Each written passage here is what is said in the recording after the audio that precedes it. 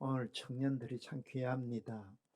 여러분 은혜 받으셔서 주님의 심장을 갖고 주님 뜻을 이루어드리는 참 멋진 앞날이 되기 바랍니다. 저도 청년 시절을 지냈는데 이제 다시 돌아오지 않거든요. 지금 생각은 청년의 때에 좀 일찍 철이 들었으면 얼마나 좋았을까. 그러면 인생의 그 좋은 시기를 참 귀하게 더 쓸 수 있었는데, 오늘 예배하는 자들에게 주님은 죄를 용서하시고 우리를 기쁘게 받으셨다는 증거로 말씀을 주셔요. 우리의 할 일과 갈 길을 보이시는데, 이 세상의 모든 종교들은 다 자기가 하나님을 찾아가고 자기 할 일도 찾아가고, 그래서 자기가 하나님도 만들고 종교도 만들고 자기 인생도 만들어가요. 근데 우리 기독교는 하나님이 찾아오셔서 하나님이 자기를 보여주시고 우리를 보여주시는 종교예요. 그래서 하나님이 찾아오셔서 자기를 보여주신다는 말을 계시라고 그러죠. 계시의 종교다. 오늘 본문 1절에 보면 이사야 43장 1절 상반절 스크린에 한번 띄워보시면, 야곱아, 너를 창조하신 여호와께서 지금 말씀하시느니라. 이스라엘아, 너를 지으신 이가 말씀하시느니라.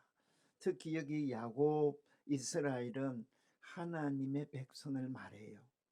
하나님은 자기 백성이 아닌 저 사탄을 섬기고 자기가 신이 된 자들에게 찾아와서 이렇게 말씀하지 않아요.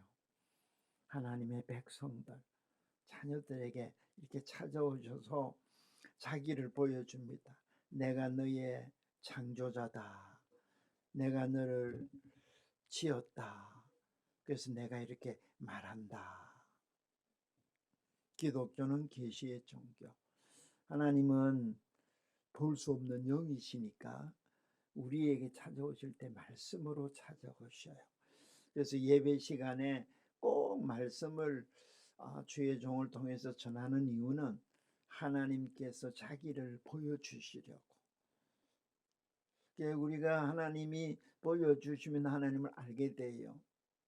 하나님을 알면 나를 알게 되고, 하나님을 알고 나를 알면 내 할 일도 알게 돼요. 이 세상의 모든 종교들은 하나님이 찾아오셔서 자기를 보여주시지 않으니까 자기가 온 사방을 찾아가서 스스로 만든 하나님을 섬기는 거예요. 그래서 기독교와 이 세상의 종교는 완전히 달라요. 흔히 안 믿는 사람들이 우리 기독교는 독선이다 그래요. 독선. 자기들만 선하고 자기들만 옳다는데, 근데 그럴 수밖에 없는 것이, 기독교는 하나님이 이렇게 찾아오셔서 말씀해가 보여주시니까, 다른 종교는 다른 사람은 못 보니까 같을 수가 없잖아요. 그건 진리가 아니야. 이렇게 주장하다 보니까 기독교는 그들 눈에 독선이야. 그렇게 해서 기독교는 아무리 잘해도 세상의 미움을 받고 박해를 받는 거예요. 흔히 요즘 유튜브에 보면 기독교회가 잘못해서 세상에서 막 욕을 얻어먹는다고 교회를 막 비난하잖아요.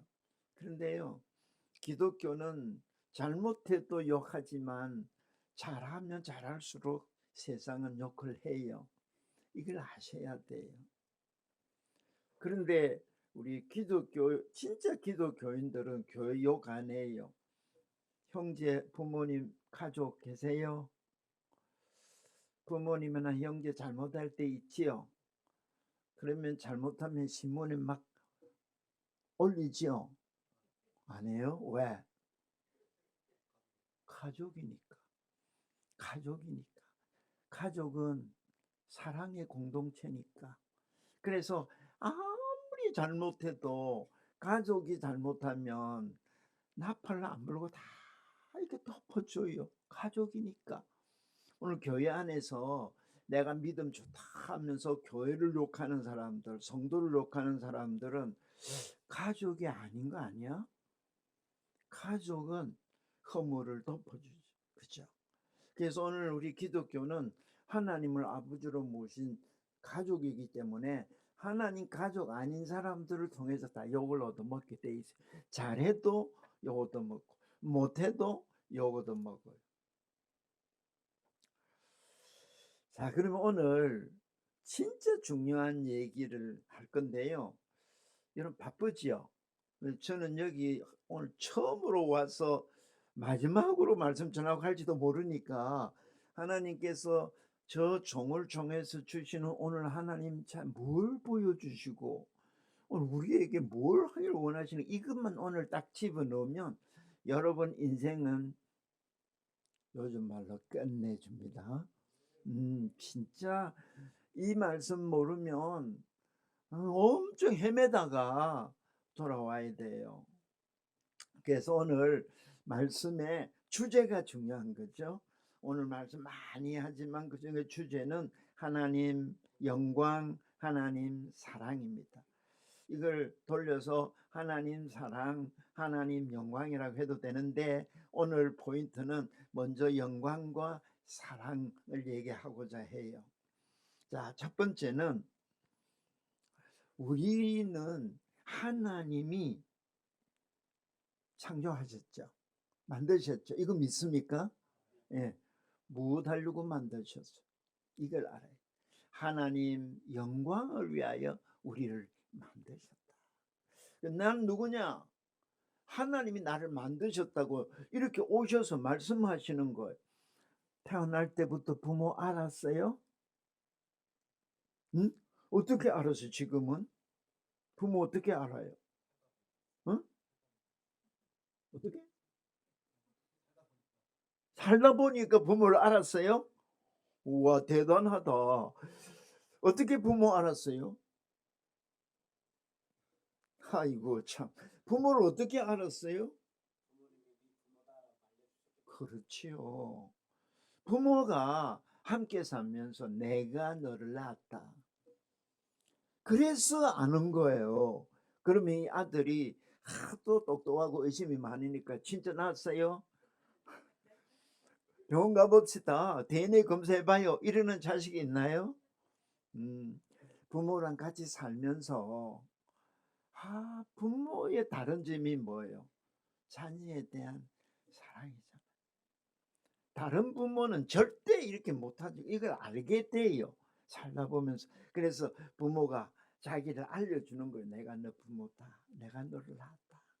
이와 같이 하나님께서도 우리를 이렇게 만드셨다는데 43장 7절 한번 켜주시겠어요? 자, 읽어봅시다. 시작. 내 이름으로 불려지는 모든 자 곧 내 영광을 위하여 창조한 자를 오게 하라.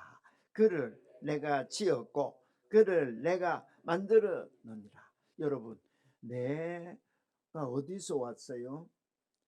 그 옛날에 그런 곡도 있죠. 인생은 어디서 와서 어디로 가지? 난 누가 낳았지? 여러분, 나를 안다는 게 너무 중요합니다.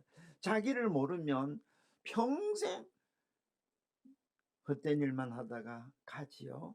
내 존재 이유, 이건 하나님이 창조했다, 지었다, 만들었다, 이렇게 하나님이 우리에게 말씀하시니까 아는 거예요. 나는 나의 존재는 하나님이 만들었네. 나의 그는 왜 만들었지? 존재 이유. 이를 위하여 이 존재 목적. 하나님, 내 존재 출발 근원은 하나님. 존재 이유 하나님. 존재 목적 하나님이라는 거. 근데 하나님 거기다가 한마디를 더하면 하나님 영광을 위하여. 그 영광과 하나님이 뭐냐? 하나님 존재 하나님 존재를 가장 잘 나타내는 단어를 영광이라고. 그러면 우리를 어떻게 하나님 영광을 위하여 만드셨는가? 어떻게 우리를 하나님 영광이 되게 만드셨을까? 창세기 1장 27절, 하나님이 자기 형상, 곧 하나님의 형상대로 창조하셨다. 여러분, 이 세상에서 하나님 형상대로 지음받은 존재가 사람밖에 없어요. 사람밖에 없어요. 형상이 뭐예요? 하나님은 영이니까 이런 모양도 없잖아요. 우리는 육이 있지만 하나님은 하나님 안 보이는데 우리가 하나님 형상으로 지었대. 이미지 of God. 하나님의 이미지가 뭐예요? 이건 쉽게 말하면 하나님 성품이에요. 하나님 DNA를 담도록. 그러면 하나님이 주신 이 성품을 따라서 우리를 인격적인 존재로 만들어서 지성과 감정과 의지를 가지고 이 인격자는 스스로 동의하고 결정하고 판단해서 자유롭게 행동하는 자유의지를 가진 사람을 인격자라 그러죠.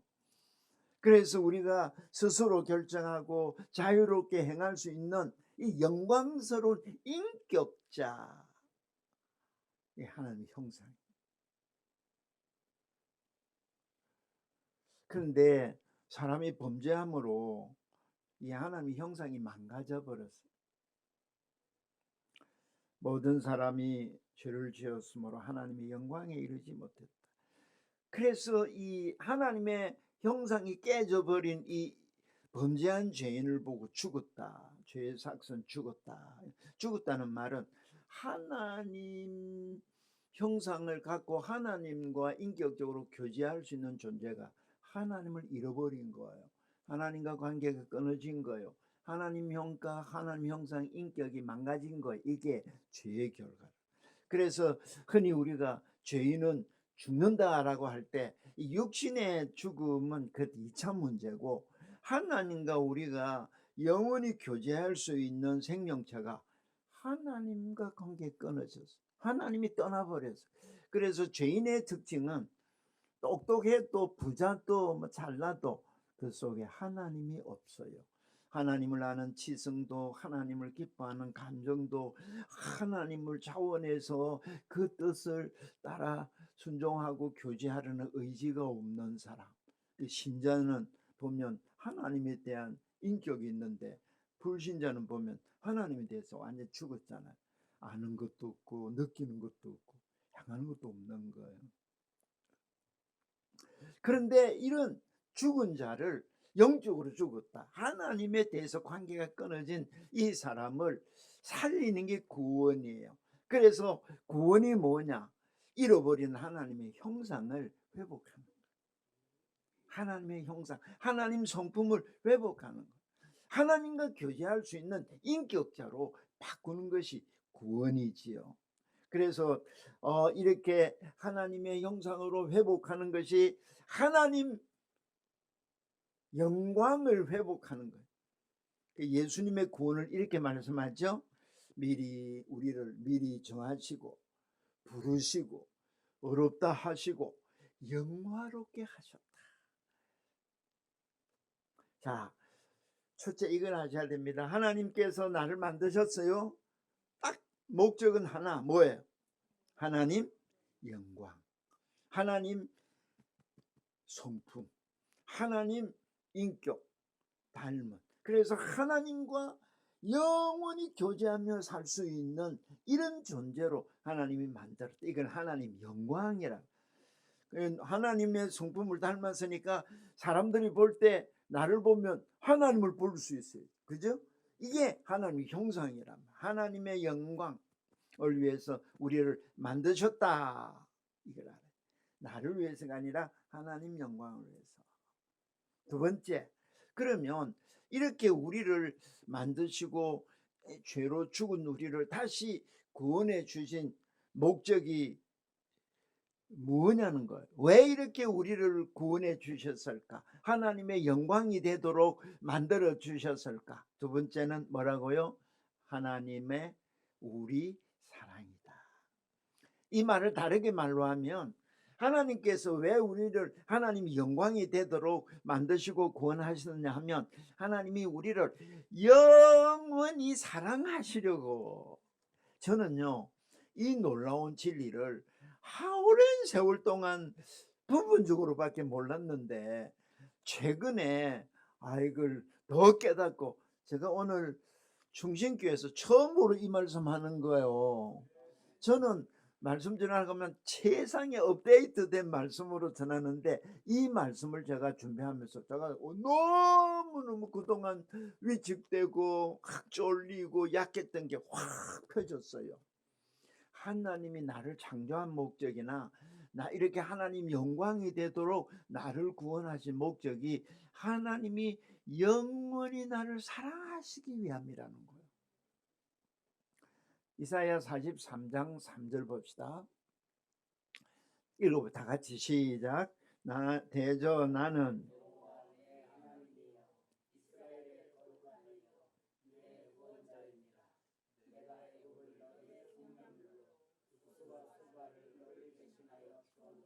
자, 지금 우리를 구원하신 하나님이 누군지를 지금 이렇게 스스로 하나님이 계시해 주시는데 보세요. 여호와 하나님, 나는 여호와 내 하나님이라. 여기 여호와 하나님은요, 하나님은 이름이 많아요. 이 이름은 자신의 성품과 자신의 할 일을 이름을 통해서 우리에게 계시해 주십니다. 성경에 나오는 하나님 이름만 쫙 뽑아서 봐도 하나님이 어떤 분이고 나를 위해서 어떤 일을 하시는가 다 알 수가 있습니다. 여호와, 이 구약 성경에 여호와라는 이름이 많이 나오는데 이 말은 스스로 계시는 하나님인데 자기 백성과 언약을 맺으시고 이 약속을 꼭 지키시는 하나님을 보여주는 이름이 여호와입니다. 근데 여러분, 결혼할 때 남자가 여자에게 찾아가서 나 영원히 너 사랑할게, 너 나 아내 되어줄래? 프로포즈하면 받아들이면 약속을 맺고 부부가 됩니다. 보세요. 하나님께서 우리는 죄인이라서 영원히 지옥행을 받을 원수인데 찾아오셔가지고 내가 너를 사랑하는데 너 내 사랑을 받아들이고 너 내 백성이 되겠느냐? 예 하면 약속이 맺어지죠. 그때부터는 이 약속을 끝까지 지키시는 하나님. 그래서 이 하나님을 보여주시려고 나는 여호와 하나님이에요. 그런데 여호와 하나님이 어떤 하나님? 내 하나님이라. 약속을 따라서 반드시 나는 너를 구원하고 내 백성 삼아서 영광의 백성 영원히 내가 사랑하겠다. 이렇게 신실하신 반드시 약속을 지키시는 하나님을 보여주시면서 내 하나님이라 할 때 여기 하나님은 엘로힘의, 여호와는 언약의 하나님이라면 엘로힘은 천지 만물을 창조하신 전능자라는, 전능자. 우리 오늘도 사도신경으로 신앙 고백했는데 하늘에 계신 우리 아버지, 하늘에 계신 전능하사 천지를 만드신 하나님 아버지. 보세요. 전능, 올마이티, 전능, 올마이티. 근데 그분이 누구? 우리 아버지.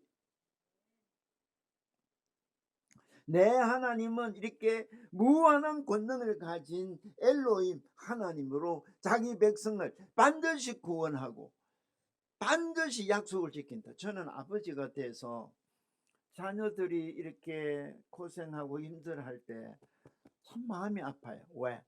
사랑은 하는데 능력이 없는 거예요. 내가 올마이티 하면, 전능하면 이 자식들 막 아이고 뭐 집도 하나 사주고 뭐 집이 없어서 월세살이 살아도 사줄 돈도 없고 능력도 없고 뭐 아파도 고쳐줄 힘도 없고, 힘이 없으니까 사랑이 고통이더라.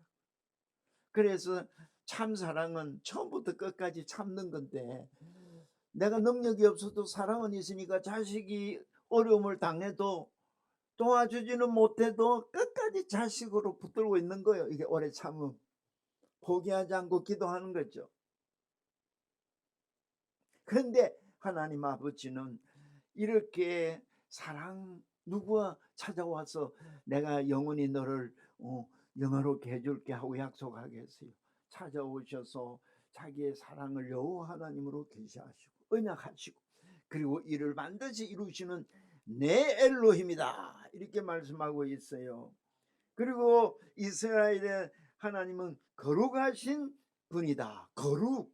여러분, 거룩이라는 개념은 보통 구별, 분리 이런 개념인데, 흔히 깨끗하고 죄 없는 게 거룩이다, 그것도 포함은 되지만, 이 거룩이란 성자는 하나님 속성이에요. 그래서 하나님에게만 붙일 수 있는 단어가 거룩이라는 성입니다. 그래서 하나님이거나 하나님의 소유거나 하나님과 관계되는 것에 성을 붙이는 거예요. 성전, 성물, 성자, 성일. 이건 뭐예요? 다 하나님의 물건, 하나님의 날, 하나님의 신앙. 하나님에게만 붙이는 게 거룩이라는 이름이에요. 그럼 이 하나님은 어떻게 거룩합니까?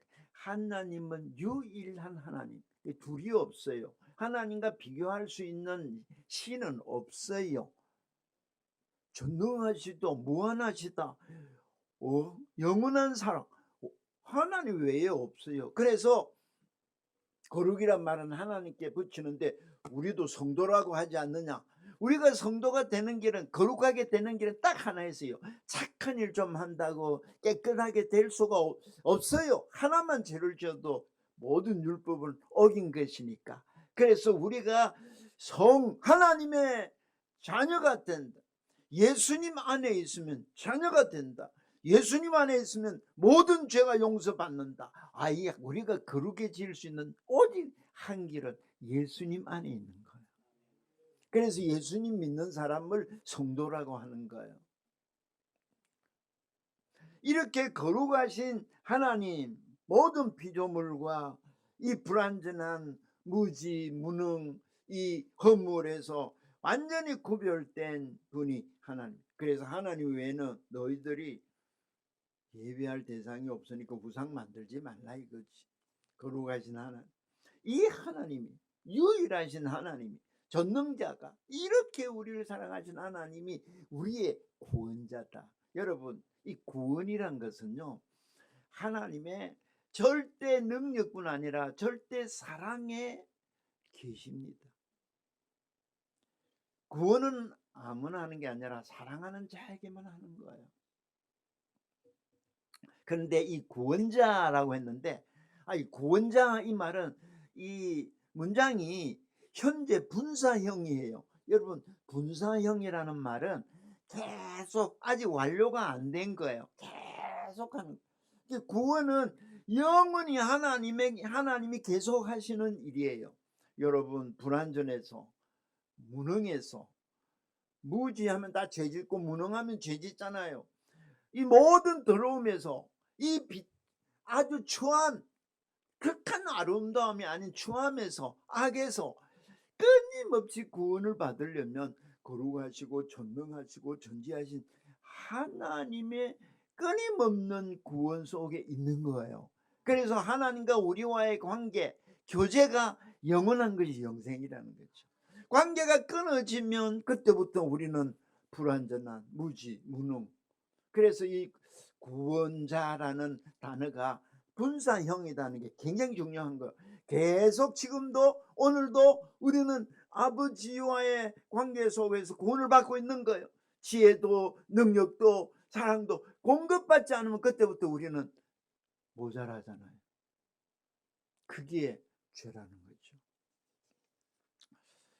그래서 이 하나님께서 우리를 창조하셨다, 우리를 구원하셨다, 내가 이렇게 했다 하고 하나님 자신을 계시하시는데, 이 계시가 뭐냐면 하나님의 사랑의 계시라는 거예요. 그러면서 하시는 말씀이, 나는 너희들이 이렇게 죄를 지어서 하나님 원수가 되고 사탄의 노예가 돼 있는데 구원하는 건 그냥 구원하는 게 아니야. 하나님은 의로운 분이시기 때문에 불공평한 일을 못 하시잖아요. 죄 짓는 걸 못 하시잖아요.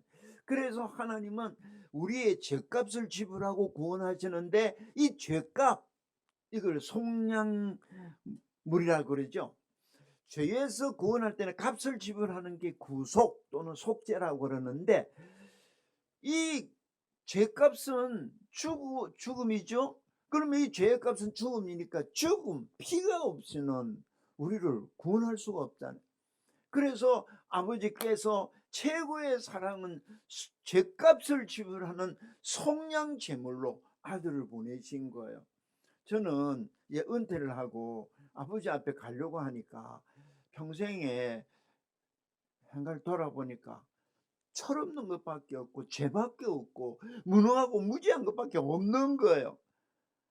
그런데 여러분, 장로님은 어떻게 구원받았어요? 어떻게 장로님이 되고?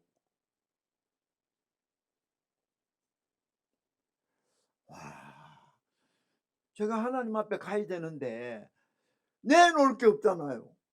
평생 목사했고 신자 살았는데 진짜 이거 해결 안 되면 하나님 앞에 가는 거 얼마나 두렵겠어요. 그런데 놀라운 복음이 있어요. 아버지께서 내 죄값을 다 지불했는데 그게 뭐요? 피. 유월절 알지요? 이스라엘 백성들이 구원을 받았을 때 전부 피를 칠한 그 집안에 있으니까 이 이스라엘의 장자를 치는 천사들이 지나가면서 다 사람 집집마다 가서 장자 짐승의 칠때도 다 죽였어요. 왜? 이 죄에 대한 하나님의 심판인데 피가 칠해 있는 집안은 다 넘어간 건 내가 사는 오직 한 길, 내가 하나님 앞에 설 수 있는 오직 한 길, 내가 영원히 아버지의 영광이 되고 아버지 영원한 사랑에 대한 보장이 피야, 피. 그게 참 이 찬송 저는 많이 불렀어요. 예수님 피밖에 없네. 장로님 어떻게 착한 일을 많이 해가 이렇게 장로님이 됐어요? 예수님 피밖에. 여러분, 아버지 사랑의 놀라운 것은요, 자기 아들의 죽임으로 우리를 살리셨다. 이 예수님 안에서 우리를 자녀로 삼으셨다. 참 놀라운. 그래서 보세요, 여러분, 사랑하기 때문에 구원했는데 구원하고 나면 그 다음에는 아주 미워하고 다 버리죠. 왜 사랑해서 이렇게 비싼 값을 치르고 우리를 아버지 영광을 되게끔 다시 회복했어요? 이유는 이제는 사랑했으니까 내버려 두기 위함이 아니라 영원히 사랑하려고. 그래서 이렇게 얘기했어요. 4절 봅시다. 이거 중요하죠. 시작. 내가 내 눈에 보배롭고 존귀하며 내가 너를 사랑하였은즉 내가 내 대신 사람들을 내어주며 백성들이 내 생명을 대신하리. 모든 아들뿐 아니라 이 땅의 모든 걸 다 주고라도 우리를 하나님의 영광이 되게 하시겠다는 약속이에요. 그러면서 이제 구원하시고는 뭐라고 했어요? 내 눈에 보배다. 내 눈에 보배. 하나님 눈에 보배라는데 이 보배라는 말은 가치가 있다는 말이에요. 가치가 있다. 보배는 최고의 가치. 그리고 내 눈에 존귀하다. 이 존귀하다는 말은 영광이라는 단어인데 무겁다는 뜻이에요. 하나님의 존재의 가장 무한하신 무게, 이걸 나타내는 단어가 영광이라는 단어죠. 그 너는 존귀하다. 자녀가 부모에게 대하는 행위를 이 단어가 존귀하다는 이 단어를 사용하고요. 인간이 하나님께 영광 돌리는 행위를 존귀하다 할 때 이 단어를 쓰는 거예요. 존귀, 지구의 영광, 최고로 높이는 행위잖아요. 자, 하나님의 눈에 최고 가치, 하나님이 보실 때 가장 영광스럽고 영화로운 존재, 이렇게 우리를 만드신 거예요. 구원의 목적, 창조의 목적은 하나님의 보배, 하나님의 최고의 영광이 되게 하신 이유가 뭐예요? 그 다음 뭐라 그랬죠?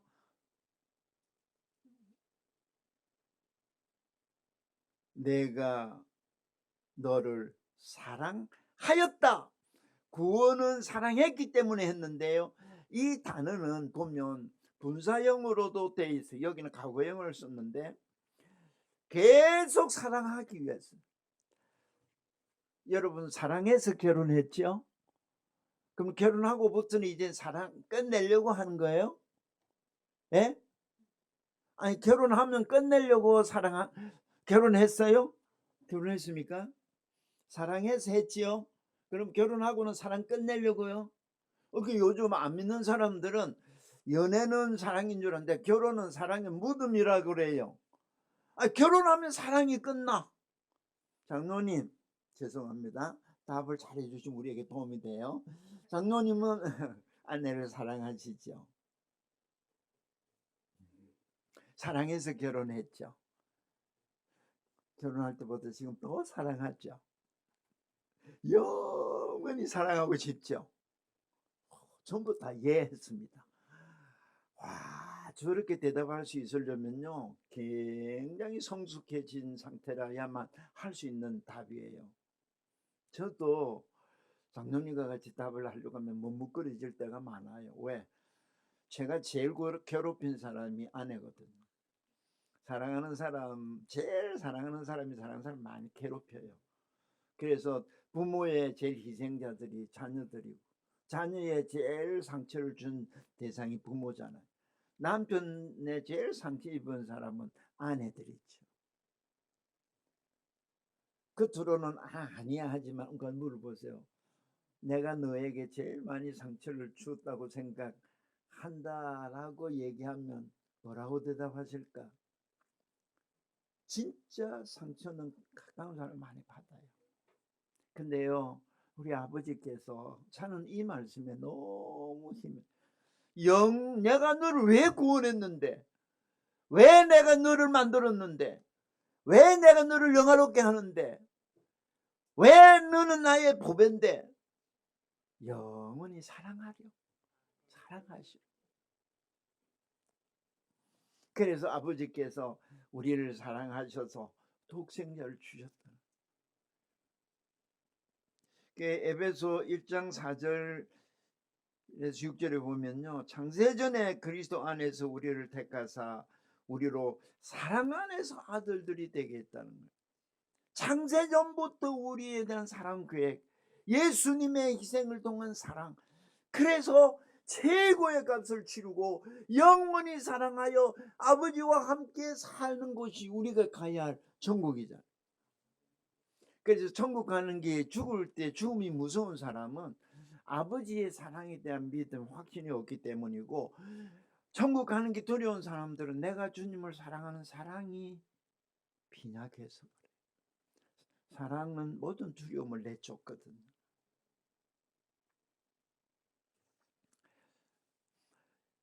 예레미야 32장 3절에 보면 이랬어요. 내가 영원한 사랑으로 너를 사랑했노라고. 영원한 사랑으로.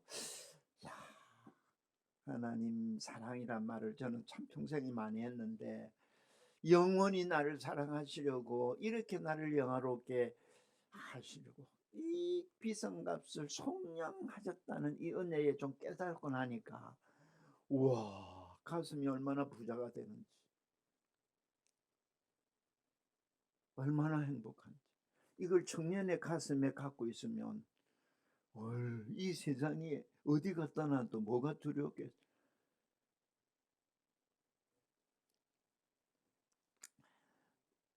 하나님 성품 중에 하나님 성품 공부를 많이 하세요. 성경에 보여주신 건 우리 몫이니까 다 배워야 돼요. 하나님 성품 중에 우리와 관계에서 최고의 속성을 하나 꼽으라면 사랑의 속성. 하나님과 우리와 관계. 왜냐하면 이 사랑이라는 속성은 자신을 다른 존재에게 전달해 주는 속성이거든요. 그러니까 관계를 맺는 속성이 사랑이라는 거예요. 사랑이 아니면 너와 나와 관계를 엮어줄 수가 없어요. 하나님은 인격이시기 때문에 인격은 반드시 교제하는 대상이 있잖아요. 그래서 영향을 주잖아요. 하나님은 영원 전부터 인격적인 하나님이 그러면 누구랑 교제하고 관계를 맺었을까? 이게 영원 전부터 있었던 삼위 하나님의 교제잖아요. 이 삼위 하나님의 교제를 통해서 예수님이 그 영광을 누렸다 했잖아요. 오늘 우리들의 관계가 천국에서 살 사람으로서 이상적인 인격적인 교제를 가지려면 이 사랑이라는 속성이 있어요. 죄송합니다만 뒤에 형제는 나는 영원히 같이 살고 싶은 사람이 있으세요? 누구? 어디 저 뒤에요? 누구? 아빠. 지금 아빠. 아빠가 나를 엄청 사랑하시네. 아들이 영원히 아버지랑 살고 싶다는 건 지금은요 그 관계가 얼마나 사랑의 관계인지. 보통 아들하고 아버지는 원수가 되거든요. 진짜 영원히 같이. 아이고, 장로님 혹시 부인 여기 계세요? 아, 감사합니다. 권사님 영원히 같이 살고 싶어요? 영원히. 그래, 이 세상에서 80, 90 사는 게 정말 세상 말로 다행이지. 아이고, 또 그게 이게 진짜 쉬운 말 아닙니다.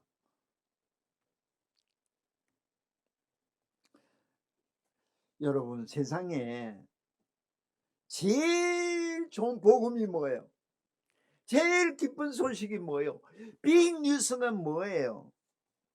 하나님이 우리를 사랑하신다는 것보다 귀한 복음이 없어요. 그래서 저는 요한복음 3장 16절을 너무 애송합니다. 힘들고 어렵고 답답하고 절망적일 때 하나님이 저를 이처럼 사랑하사 독생자를 주셨다. 저는 이 말씀을 계속 저에게 들려줍니다. 사랑을 못 믿으니까, 환경 때문에, 현재의 나를 보니까. 하나님의 우리 사랑은 이렇게 우리를 창조하시고 하나님 영광이 되도록 우리를 구원하심에 나타내셨습니다. 그러므로 관계에 있어서 최고의 좋은 형태, 이 관계를 가장 좋게 만들어주는 것이 사랑의 속성입니다. 여러분, 둘 사이가 가장 좋은 것을 나타내는 표현이 바로 사랑입니다. 그러므로 사랑이 없으면 내 몸을 불사르게 내주고 내 모든 걸 다 구제하고 산을 옮기는 믿음이 있고 순결을 해도 아무것도 아니다. 왜? 관계가 형성이 안 돼요. 여러분, 사랑하지 않는 사람 아무리 많이 가져도 나와 아무 상관이 없어요. 짜장면 하나라도 나눌 수 있는 사랑의 관계가 내겐 소중한 거예요. 여러분, 세상에 많은 교회들이 있고 사람이 많아도 정신교회 우리가 중요한 건 빵 한 조각도 나눌 수 있는 사랑의 관계. 이게 귀한 거예요. 세 번째, 이제 마지막이니까 이렇게 하나님께서 우리를 아버지 영광이 되도록 창조하시고 구원하시고 영원히 사랑해 주시는 이유가 뭘까? 3번, 우리로 하나님을 사랑하여 하나님께 영광을 돌리게 하심이 있죠. 고전 6장 20절 봅시다. 값으로 산 것이 되었으니, 여러분, 우리 하나님이 제일 비싼 값으로 우리를 이렇게 자녀로 삼으셨어요. 이렇게 이제 값으로 산 것이 되었으니 그런즉 너희 몸으로 어떻게 해라? 하나님께 영광을 돌려라. 여기 몸이라는 것은요, 몸도 이 영어 표현을 보면 플래시가 있고 바디가 있습니다. 이 플래시는 죄성, 죄의 본성을 말하는 것이고, 바디는 이 몸을, 육체를 말하는 거예요. 그런데 우리 속에 있는 죄성의 이 지배를 받으면 이 바디가 죄의 도구가 돼요. 근데 우리 안에 예수님 믿는 사람은 새 생명과 함께 뭐가 있어요? 성령님을 우리에게 주셔서 하나님의 자녀로 도장을 찍었죠. 그래서 이 생명과 성령이 이 죄성에서 우리를 해방을 시켰습니다. 그래서 우리가 육체의 죄성을 따르지 않고 성령을 따라서 예수님 말씀 따라서 살면 이 바디를 의의 병기로 쓸 수 있는 거예요. 그 죄의 본성을 따르는 사람은 이 죄에 대한 생각을 하고 말하고 행동하지만, 성령의 생각을, 성령의 말씀을 따라 생각하고 말하고 행동하면 이 바디가 하나님께 영광 돌리는 도구가 되는 거예요.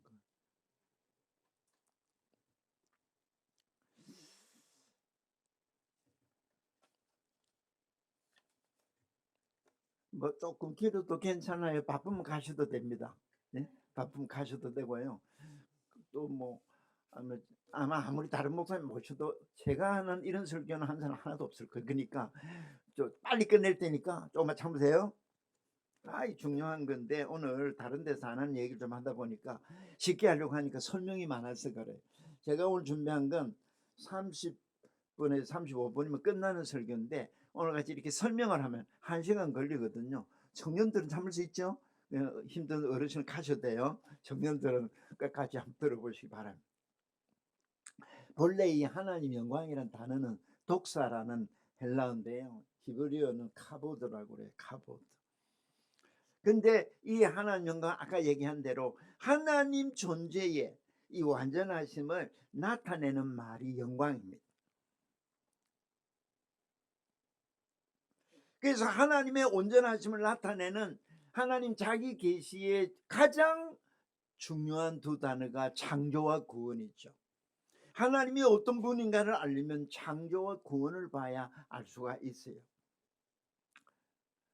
우리로 하나님 영광이 되게 하신 것은 우리도 하나님을 영화롭게 하기 위함인 거예요. 하나님이 우리를 사랑하심도 이렇게 영원히 사랑하시고 사랑하시는 이유는 우리도 하나님을 사랑하게 하기 위한 거예요.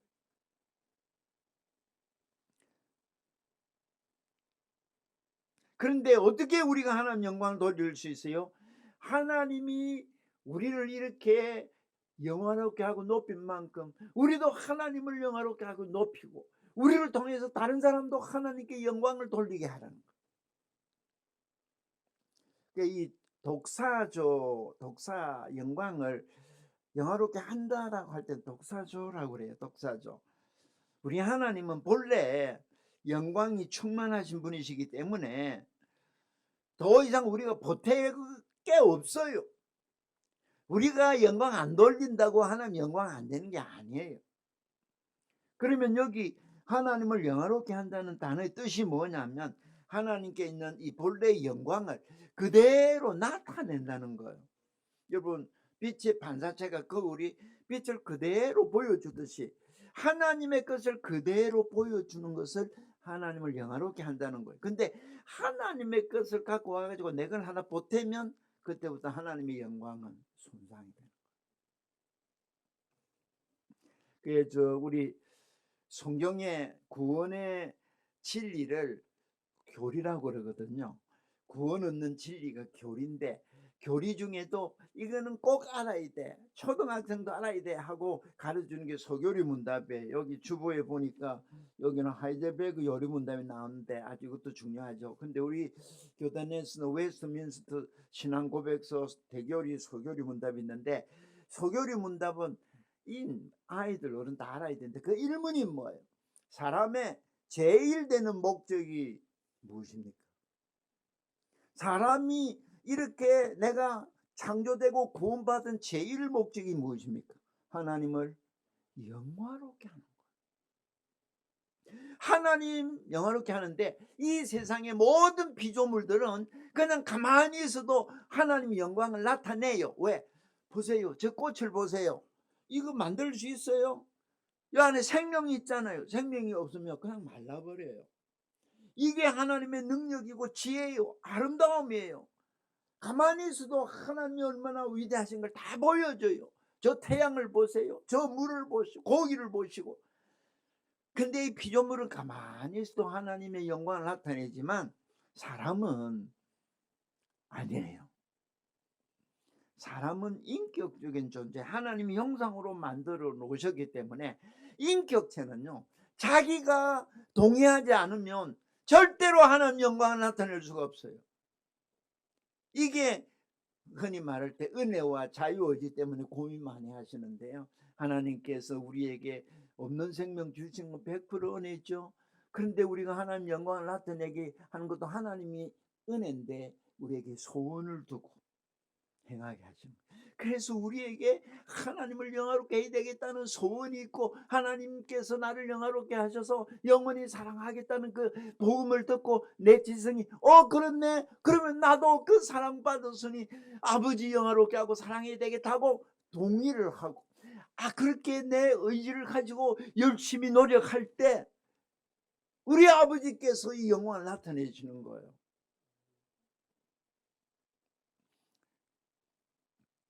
예수님은 요한복음 17장 4절에 보면 어떻게 하나님을 영화롭게 하셨어요? 내게 하라고 주신 일을 내가 이루어 아버지를 이 세상에서 영화롭게 하였다. 예수님이 하신 일은요, 이 세상에 오셔서 우리가 순종해서 하나님과 관계를 온전하게 만들어주는 것이 진리인데 그 진리가 의로 나타나죠. 하나님과 우리 사이에 관계를 이상적으로 만들어주는 표준이 이게 율법이에요. 율법. 이 말씀을 순종하는 게 의가 되잖아요. 그런데 우리가 범죄함으로 말씀 순종하는 게 불가능하게 됐어요. 율법의 종이 돼버렸어요. 아무 한 말씀만 어겨도 다 율법을 어긴 죄인이 되죠. 그런데 우리를 구원하시러 예수님이 오셔갖고 100% 하나님의 율법을 다 순종을 하셨지요. 그게 우리가 그 소교리문답 제1문답의 두 번째 목적이 뭐예요? 하나님을 영화롭게 하는 것과 영원토록 그를 즐거워하는 것이라 그랬죠. 이게 무슨 말이냐면 하나님의 모든 말씀을 순종하는 이 일을 즐겨하는 사람이 되는 게 목적이라는 거예요. 그래서 소교리문답 2문에 들어가면 하나님을 영화롭게 하는 유일한 법칙으로 성경을 주셨다. 왜 우리가 성경을 읽고 왜 배우느냐 하면 하나님의 이 말씀을 순종해서 의의 열매를 맺어야 하나님 영광을 나타낼 수가 있는 거예요. 그게 말씀 순종 없이는 하나님 인격, 하나님 성품, 하나님의 능력을 나타낼 수 있는 길이 없어요. 죄는 하나님의 영광을 까뭉개버려요. 그런데 이 말씀 예수님은 다 순종해서 하나님을 영화롭게 하셨다. 그러면 하나님께서 우리에게 직접 써주신 하나님과 우리 사이, 우리 사람 사이에 이건 영원히 하나님 영광이 되는 율법을 직접 주신 말씀이 있어요. 그게 뭐예요? 모세에게 십계명을 하나님 직접 써서 주셨잖아요. 이 십계명은 모든 율법의 핵심 되는 거예요. 여러분 십계명 아세요? 모르나? 그러니까 십계명의 1계명에서 4계명은 하나님 사랑은 이렇게 해라는 거예요. 5계명에서 10계명은 사람 사랑은 이렇게 하라는 거예요. 그 핵심은 내가 너를 사랑한 것처럼 너도 나를 사랑하면 내 계명을 지키라. 그 계명이 뭐냐? 하나님 사랑, 사람 사랑. 그런데 너희들이 해야 할 일은 첫째고 제일 위대한 계명은 마음을 다하고 목숨을 다하고 힘을 다해서 하나님을 사랑하는 것. 그와 같은 두 번째로 힘써야 되는 계명은 내 이웃을 내 몸과 같이 사랑하는 것. 이게 말씀 순종이 사랑이에요. 이게 성경 모르는 사람은 하나님 사랑, 사람 사랑을 전혀 못하는 사람.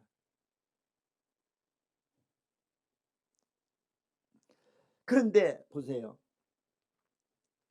말씀 순종이 즐거운 사람. 나는 너무 힘들고 피곤하다가도 하나님 말씀을 듣거나 읽으면 기분이 확 풀리고, 하나님 말씀 순종하면 모든 스트레스가 해소되는 사람. 한 사람도 없어요? 여러분, 만사가 형통하다는 거 요즘 비난하는 사람들이 많은데요. 하나님의 말씀을 제일 좋아하는 사람, 즐거워하는 사람은 밤낮으로 말씀을 생각하잖아요. 말씀 생각하니까 입으로 손발에 말씀이 다 열매를 맺죠. 그 말씀이 열매를 맺는 그 길이 바로 아버지 하나님을 영화롭게 하는 만사형통인데, 이 누가 이걸 즐거워하는 사람, 여러분 말씀을 즐거워하는 것이 사랑이에요.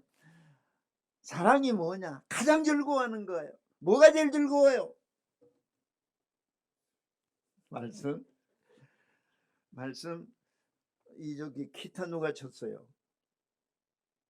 기타 치는 게 즐거워요? 예수님 말씀 듣는 게 즐거워요? 그래요. 그렇지. 그러니까 여기서 이런 봉사를 하지. 사실은요, 하나님의 말씀을 듣는 걸 즐거워하고 배우는 걸 즐거워하고 순종하는 걸 즐거워하는 사람, 이것이 하나님을 영화롭게 하는 거예요. 하나님의 영광을 나타내는 길. 인격적인 관계에서 기쁨을 발견할 수 있는 것이 사랑이라는 거예요. 사랑. 그래서 여러분, 진짜 사랑하는 사이에는 기쁨이 있는 거예요. 오늘 저녁 예배에 참석하신 여러분, 이 예배 중에 나는 기쁨이 있습니까? 아마 오전에 오신 분 왔다가 오후에 안 오는 분은 이 예배 시간이 기쁨이 없겠죠, 그죠? 이것보다 더 기쁨이 있겠죠. 그런데 진짜 기쁨이 어디에 있느냐? 내가 사랑하는 그곳에 기쁨이 있는 거예요. 여러분, 기쁨으로 하는 일은 최고의 능력을 나타내고 최고의 보람이 있지 않습니까? 자, 기쁨이 어디에서 옵니까? 이제 사랑에서 온다는 걸 알겠죠? 그런데 놀라운 사실은 사랑은 억지로 해요, 자원해요? 억지로 해요, 자원해요? 사랑하면 하는 일이 자원해요, 억지로 해요? 이 사랑 안 하니까 저는 답이 안 나오네. 사랑을 하면요, 모든 일들을 자원해서 해요. 근데 원하는 일을 하면 결과가 뭐가 와요? 원하는 일을 하면 결과가 기쁨이 와요. 근데 원치 않는 일을 하면 많이 하면 할수록 기쁨이 오죠. 이거 대화가 안 되는 건가? 다시 답해 보세요. 답을 해야 돼. 내가 원해서 하는 일은 결과에 기쁨이 있죠. 원하지 않는 일을 하면 결과가 스트레스만 받죠. 사랑은 자원을 하고, 이 자기가 원하는 일을 하면 의지를 갖고 내가 하고 싶어서 하는 일에는 반드시 결과가 기쁨이 있는 거예요. 그래서 육의 사람들은 죄의 본성을 따라 죄를 지으니까 크게 즐거움을 느끼지만, 성령의 사람들은 죄의 말씀 순종하는데 열심하니까 성령이 첫 번째로 하는 일이 우리에게 이렇게 아버지 사랑을 부어주는 거잖아요. 저는 요즘 성령에 대한 또 공부를 열심히 하는데, 성령을 주신 아버지의 사랑은요, 최고의 사랑이에요. 왠지 아세요? 성령을 주심은 하나님이 우리와 함께 하기 위함이고요, 성령의 첫 번째 열매가 뭐예요? 사랑이잖아요. 아버지의 사랑을 우리에게 끊임없이 부어주시려고 성령을 주신 거예요. 그러니까 신자는 성령이 있느냐 없느냐의 구별이에요. 성령 없는 사람도요, 예수님 안 믿는 사람도 양심이 있어요. 이성이 있어요. 종교성이 있어요. 도덕성이 있어요. 얼마든지 자기 잘났다고 다 다른 사람 정죄하잖아요. 근데 신자와 차이가 뭐예요? 신자는 영성이 있는 사람이에요. 성령이 있는 사람.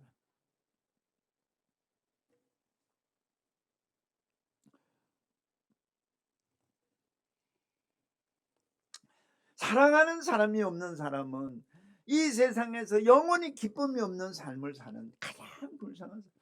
그래서 요즘은 사람은 여러분 죄인이죠.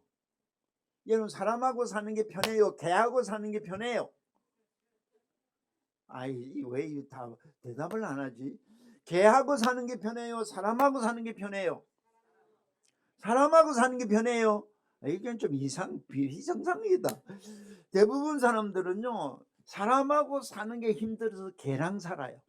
너무 사람이 힘드니까 나중에 사람하고 다 멀리 떨어져 있다가 한 집에서도 같은 방에 안 있어요. 다 지방에 들어가서 문 잠그고 대화 안 해요. 싫으니까. 왜 그래요? 사람은요 전부 죄인이거든요. 죄인은 하나같이 이기적이에요. 이기적이니까 사람과 교제하면 딱 스트레스 받아요. 모든 사람은 죄인이기 때문에 사람과 사는 게 제일 힘들고 사람과 교제하는 게 제일 힘들어요. 형제가 24시간 같이 붙어 있으면 죽겠죠. 그만큼 죄인과 더불어 사는 게 힘들어요. 그래서 사람들은요, 목사님들도 개 키우는 사람 많아요. 개하고 산다고. 24시간 2시 3시 늦게 퇴근해도 잠 안 자고 기다려주는 거 개밖에 없고, 내가 아무리 잘못돼도 꼬리 흔들고 나를 반겨주는 개밖에 없어. 다른 사람 다 콜콜 자도. 근데 그 개를 나는 개하고 살잖아요. 죄인은요 더불어 살 수가 없어요. 사랑이 없는 관계. 비극. 저는 우리 충신교회 부흥의 비결이 뭐예요? 끊임없이 영원히 사랑하신 아버지 사랑을 받아서 내 안에 사랑이 있을 때 이 사랑을 나눠주면 겨울에 따뜻하면 다 사람 모이죠. 사랑이 있는 곳에 사람이 모여요. 근데 세상 사랑은 이기적이기 때문에 사랑할수록 죄를 지어요. 근데 하나님의 사랑은 사랑할수록 말씀을 순종해요. 이게 달라요. 하나님께서 이렇게 우리를 사랑하시면서 스바나 3장 17절에 이렇게 말씀하십니다. 저는 이 말씀 켜보세요. 스바나 3장 17절. 저는 이 말씀을 읽으면서 얼마나 은혜가 됐는지요. 보세요. 읽읍시다. 너의 하나님 여호와가 너희 가운데 계시니 그는 구원을 베푸실 전능자이시라. 그가 너로 말미암아 기쁨을 이기지 못하시며 너를 잠잠히 사랑하시며 너로 말미암아 즐거이 부르며 기뻐하시리라. 여러분, 내가 사랑하면요 기쁨을 이기지 못하는 거예요. 여러분 사랑하는 사람 만나면 어떻게 해요? 쌍수 들고 환영하죠. 아이 세상에, 형제는 사랑하는 사람이 있습니까? 있어요. 빨리 결혼해가 여기 딱 보니까 여자 청년이 없네. 딱 결혼해가 여기 데려와야 돼. 이 부흥의 비결이에요. 근데 보세요, 내가 많이 사랑하는 그 사람에게 내가 제일 듣고 싶은 얘기가 뭐예요?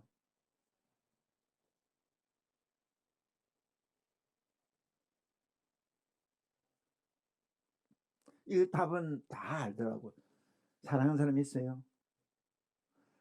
정말 사랑하는 사람이 있어요? 별론가 보네. 그러면 정말 사랑하는 사람이 있으면 그에게 내가 듣고 싶은 얘기가 뭐예요? 내가 진짜 사랑하는 사람이 있으면요, 그 사람 입에서도 나 사랑한다는 소리가 나오길 학수고대해요. 여러분, 하나님께서 우리를 이렇게 최고의 영광스러운 자녀가 되게 하시고, 그리고 영원히 사랑하시겠다고 약속을 하시고, 우리에게로부터 듣고 싶은 얘기가 있는 거예요. 예수님, 우리에게 자기 자신을 나를 사랑해서 십자가에 못 박아 죄값을 지르시고, 주님이 내게 듣고 싶은 얘기가 뭔지 아세요? 예수님 사랑합니다. 저는 이 말씀을 깨닫고요, 와, 내가 너무 주님을 사랑하지 못했네. 평생에 주님 위한다 하면서도 주님 사랑합니다. 그런데요, 진짜 사랑하면 어떤 일이 일어날까? 보기만 해도 기쁨을 이기지 못해. 와, 왔구나. 제가 여기 왔는데 왔구나 한 사람 별로 없더라고요. 그래도 다른 게보다는 좀 얼굴이 밝은데, 목사님 오셔, 목사님이라는 거 다 아는데도 오셨습니까? 이게 많아. 인사 하나 못해. 왜? 내 안에 사랑함이 없거든. 내가 하나님의 자녀고 나도 하나님의 자녀. 우리 뭐요? 형님 아우잖아요. 형님 불러보세요. 불러봐요. 형님. 형님. 예수님은요, 우리 형님이라고 부르는 걸 부끄러워하지 않으신다. 우리 같이 못난 동생이라는 것도 영예롭거든요. 맏아들이 되시잖아요. 하나님께서요, 얼마나 우리를 사랑하시는지 우리를 볼 때마다 기쁨을 이기지 못하는 거예요. 여러분, 참 사랑의 증거는 내가 얼마나 그를 기뻐하느냐에 있는 거예요. 여러분, 예수님이 제일 기뻐야 예수님 계시는 천국 가고 싶지 않겠어요? 제가 은퇴를 하고 등천계 아세요? 그게 이제 은퇴를 하는데 제가 어떤 생각이 드냐니까, 참 철없이 뭐 그랬다 하는 생각이 들고요. 그 다음에 아버지 앞에 가야 되는데 기쁨이 별로인 거예요. 천국이 기쁨의 나라인데 뭐가 문제예요? 그때부터 제가 그걸 깨닫는, 은퇴 좀 전부터 이걸 위해서 기도했어요. 제가 천국 가는 게 최고의 기쁨이, 최고의 즐거움이 되게 해달라는 기도를 그때부터 시작했어요. 왜? 예수님을 내가 제일 사랑하면, 아버지를 목숨 다해 사랑하면 그 아버지가 계신 집에 가는 게 제일 즐거움이 되고, 예수님 영접받는 게 제일 즐거움이 되는데 왜 나는 죽는 게 두렵고 죽는 게 왜 나는 불안한가? 사랑이 없구나, 기쁨이 없구나, 다 드러나잖아.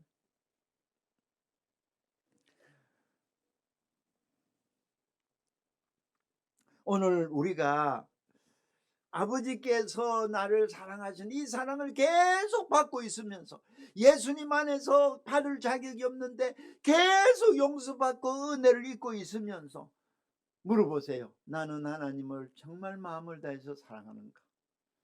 나는 나를 대신 십자가에서 큰 무지한 고통당하시고 온갖 저주와 미움을, 비난을 받으신 예수님, 나를 이렇게 사랑하셔서 나를 위해 자기 몸을 버리셨는데 나는 주님을 사랑하는가? 이 사랑이 없으니 기쁨이 없는 거예요. 기쁨이 없으니 어떻게 주님 몸된 교회를 위해 섬기는 즐거움이 있겠습니까? 사랑의 속성은요, 사랑하는 사람이 있다고 그랬죠. 그러면 사랑하는 그 상대가 만족하고 기뻐할 때 내게 기쁨이 있을까요? 그 친구가 만족이 없고 기쁨이 없으면 나도 기쁨이 없고 만족이 없죠. 이게 참 사랑의 속성이에요. 그렇기 때문에 우리가 하나님을 가장 만족하고 가장 기뻐하기 전에는 아버지 마음에도 참된 만족과 기쁨이 없단 말이에요.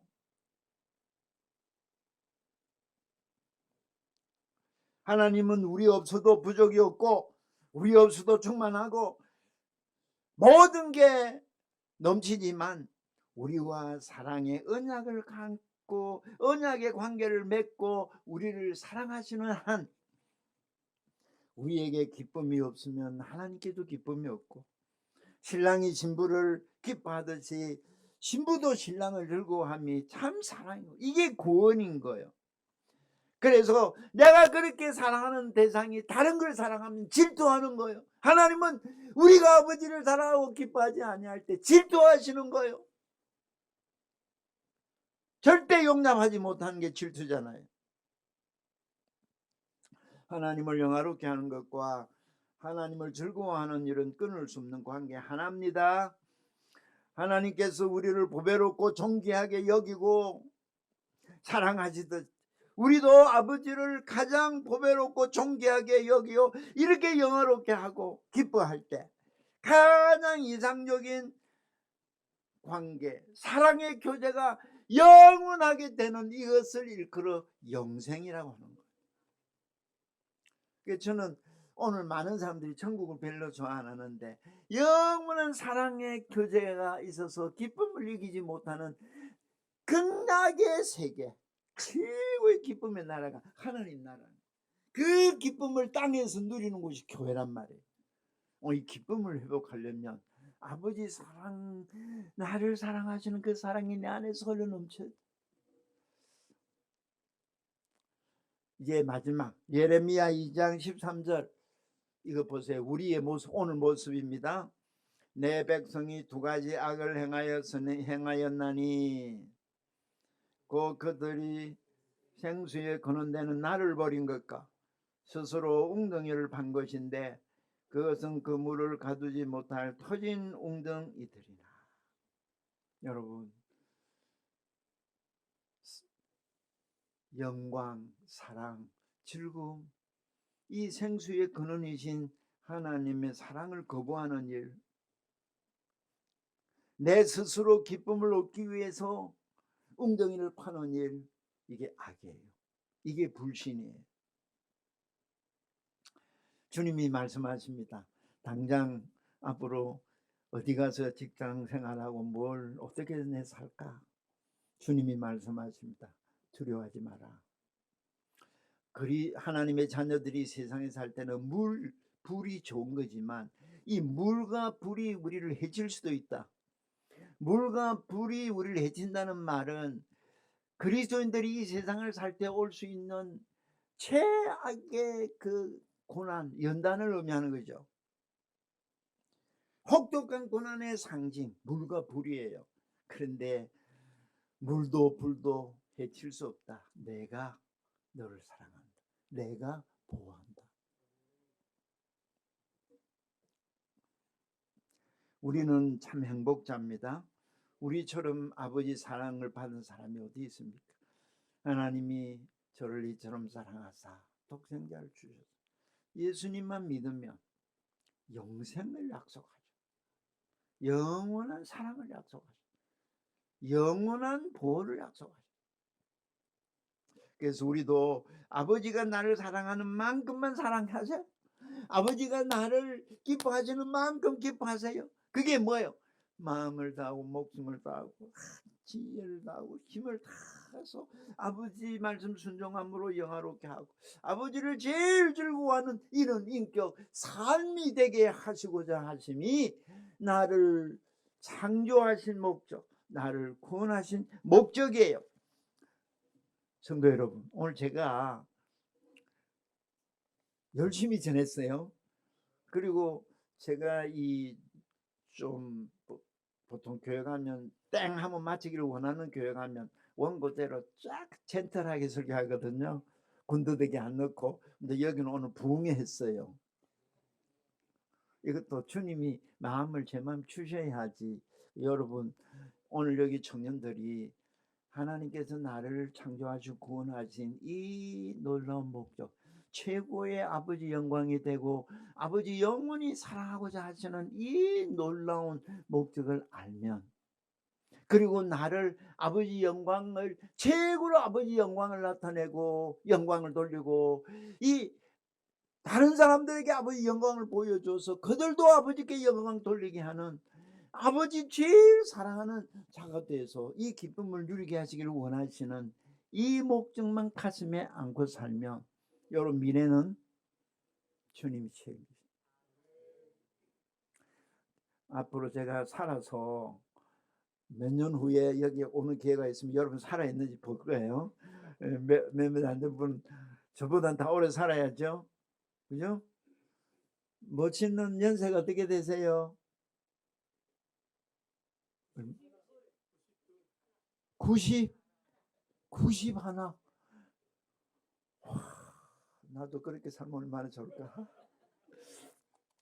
오래오래 사셔서 우리 중심교회 아버지 영광, 아버지 사랑, 아버지 기쁨 밑에도 기도하시고 나도 아버지를 이렇게 너무 사랑해서 기쁨이 넘치는 우리 주님의 영접받고 아버지의 영접받는 이런